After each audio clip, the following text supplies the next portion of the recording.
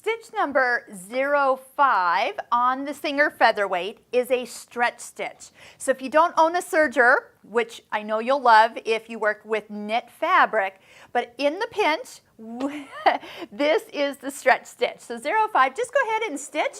Well, let's take a look. It wants 1A foot, and that is to work with the Singer integrated even feed system. So I do have that engaged here.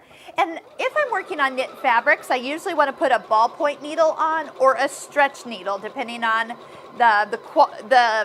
what your fabric is made out of. So what's nice is that foot is going to help keep the fabric evenly guided through so it doesn't get stretched out.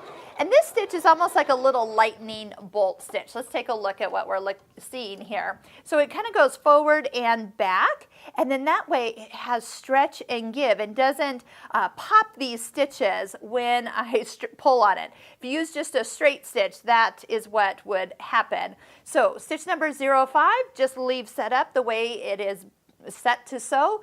That is the stretch stitch.